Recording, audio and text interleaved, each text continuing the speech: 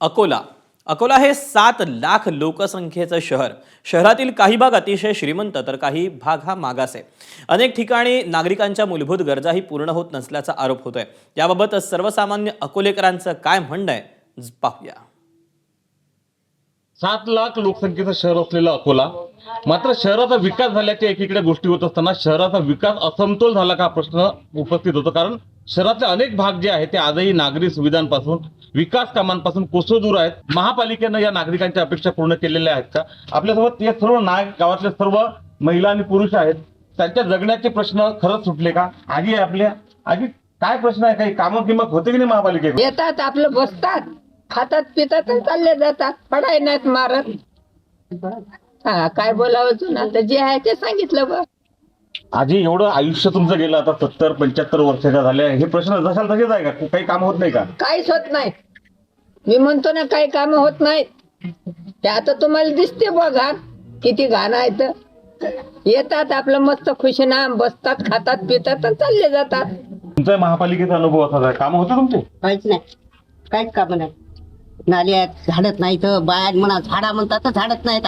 हे हिंगत इथून तिथून काढायला तशीच दिसते ना तुम्हाला पडे घाण. सुद्धा नाही ते लोक काढायले. मग आम्हाला रोड आणि नाल्या पाहिजे. नाल्यात पाणी टाकलं तर भांडणं होतात आमच्या हो. इकडं, शिवाय देतात. मग एकच शेजार आहे, 10ला भारी येते. बरं, तुमचं कोणी ऐकत नाही का मावशी? तुम्ही जे कोणी नाही ऐकत आम्ही. नाही. आता कोणी आहे ते फिरोज भाऊ होते, त्यांना सांगत होते, ते वारले आता. मग आता दुसरं कोणी आहेच त्यांना सांगायला. खूप तकलीफ आहे आम्हाला. कोणत्याच गोष्टीची सोय नाही आहे इथं. आणि हे रोड बी झाले पाहिजे. रोडही झाले पाहिजे, झालेच पाहिजे. झालं पाहिजे. हे सोयीसाय झाली पाहिजे सगळी, नाही का? कभी दवाई मारलं कोणी आलं, कोणी मच्छर पाहिजे. खायला.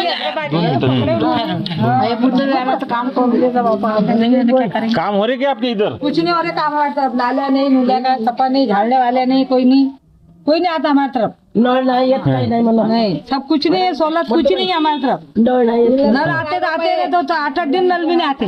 कोई सुनता की नाही फिर आपकी? कोई नहीं सुनता. कौन है हमारा सुनने वाला?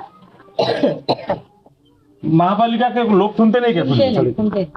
महापालिकेच्या लोकांकडे वारंवार जातो, मात्र कोणीच आपलं ऐकत नसलं. दादा, नेमका परिस्थिती या महिला वर्गाचा अत्यंत संतप्त दिसतोय महापालिकेच्या कारभारावर.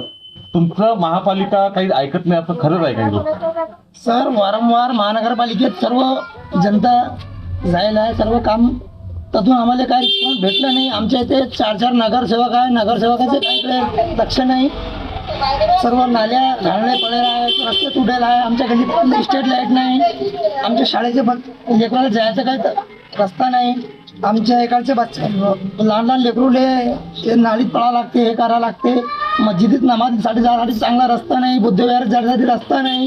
कुणाला मंदिरात जाण्यासाठी रस्ता नाही. एवढी आमची इकडे समस्या आहे. तुम्ही पत्रकारिता करता, अनेक समस्या लोकांच्या मांडता. खरंच इथले प्रश्न जे आहेत महापालिका प्रशासन किंवा इथले राजकारणी हे लोकांकडे दुर्लक्ष करतात. यहाँ पे ऐसा है कि जो राजकारणी लोग हैं वो सिर्फ और सिर्फ अपने राजकारण के हिसाब से यहाँ की भीड़ है. इलेक्शन जीतने के बाद में वे लोगों को इस एरिया में या इस प्रभाग में किसी तरह का कोई लक्ष्य नहीं रहता. किसी की मैंने अपनी पत्रकारिता के आपसे बताया जिस तरह से हम उनसे बातचीत करते हैं, करने की कोशिश करते हैं, तो वो अलम तलम करने की बात करते हैं. महानगर प्रशासन के अधिकारी जो है वो यहाँ के हद तक, यानी इस प्रभाग के हद तक वो बेसुध है.